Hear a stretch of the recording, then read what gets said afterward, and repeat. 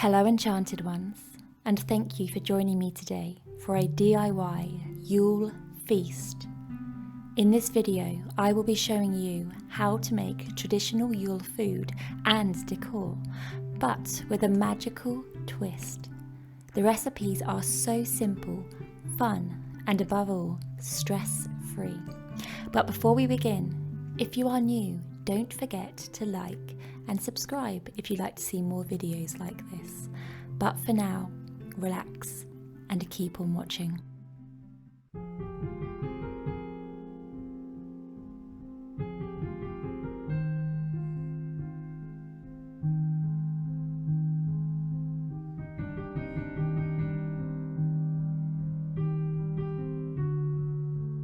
Yule is a time for tradition, to be together, and the celebration of the winter solstice. The last thing I want to be this time of year is stressed. For a few years now, I have been building up my cooking repertoire with recipes that are impressive yet simple. And I have planned a feast for this weekend, so I thought what better way than to show you these recipes and the joy they can bring with both creating and eating. The first on my list are these so cute miniature plum puddings. They taste like fruity chocolate truffles and I cannot get enough. I started by melting dark chocolate over a pan. Once melted, I needed the most important ingredient, a Christmas pudding. I shop bought this, but of course you can make your own. All you'll need to do is crumble up the pudding and place this on top of the chocolate mixture. The final ingredient I needed was some gleaming golden syrup.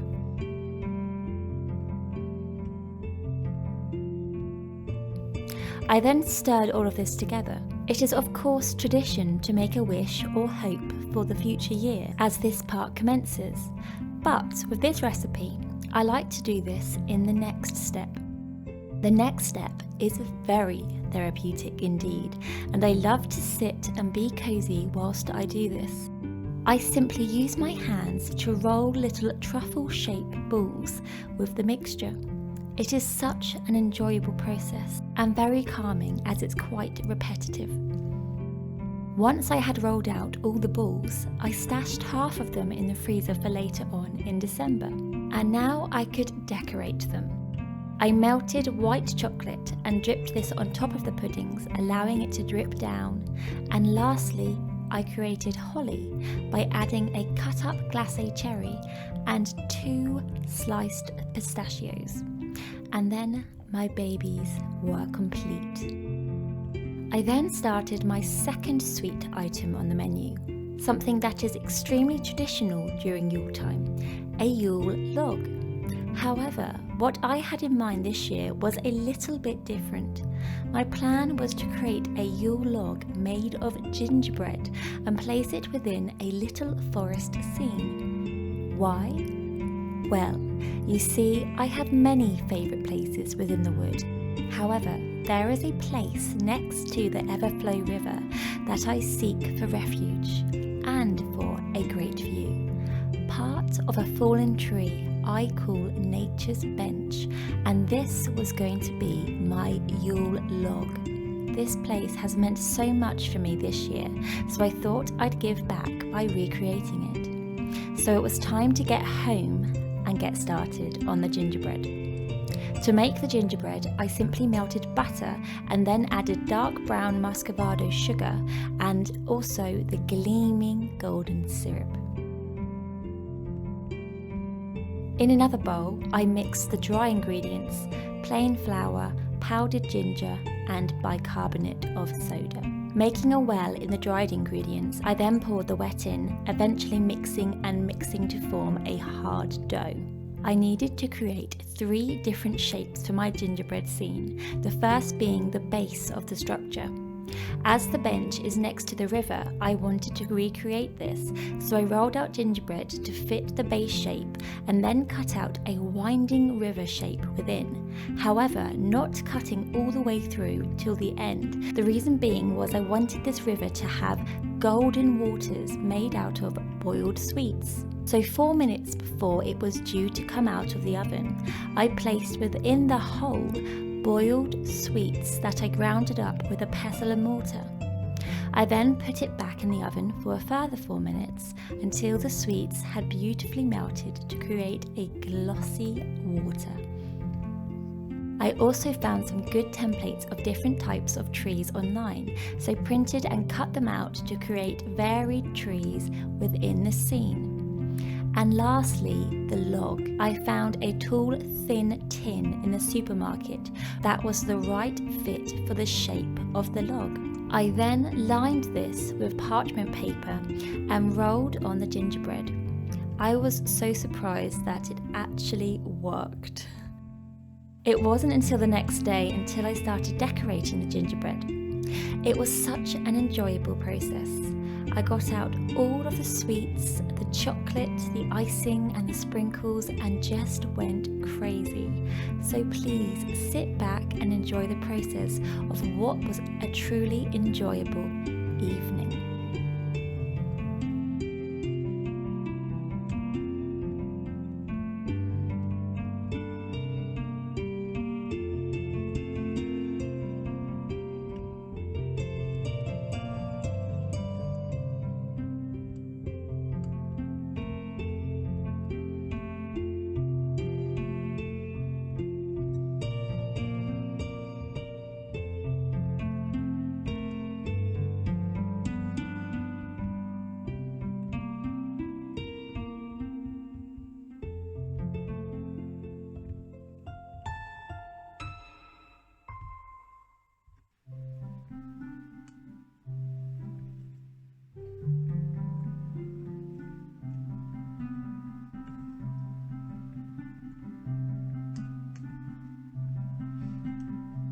The next day was the day of the feast, and they started it off by leisurely decorating the table. At present, it was a little empty, and I really wanted 2 advent candles either end. But would you believe it? I don't own candlesticks. So it was over to the crafting table to sort that out. I made the candle holders completely from nature. I simply did this by building up 4 sticks in a square around the candle, gluing them with a glue gun. 3 layers of height was enough for the candle to stand safely. To make this look pretty, I then placed fir cones, golden berries, orange slices and fir onto mine, repeating this process twice to make a candle for each end. And once on the table, I placed them on top of wooden slabs, and it was just what the table needed. Of course, along with these other finishing touches.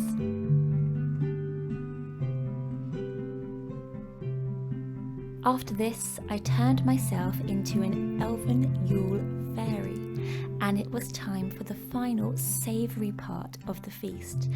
And enchanted ones, it really is the easiest part.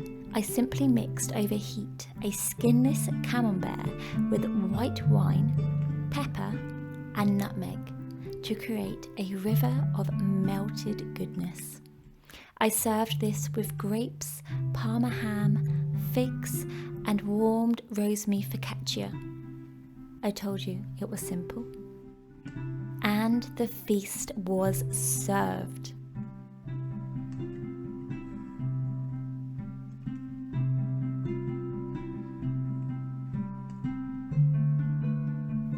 The tea I used is Lady Grey, a beautiful orange taste in which you can mix with milk or what I like, an orange slice. And we started with the gleaming cheese fondue. After the warmth of the cheese, it was time for the unveiling of the masterpieces. However, they really did need a final touch of winter magic.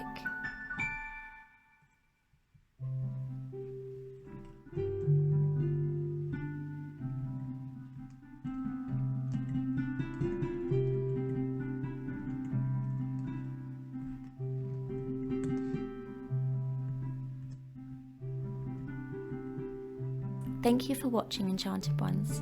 I hope these recipes shine some light on the season that can be the most stressful. Please do let me know what was your favourite treat below, and if you had to make a gingerbread scene, what would you fashion? All my love and Yuletide blessings. Alwyn.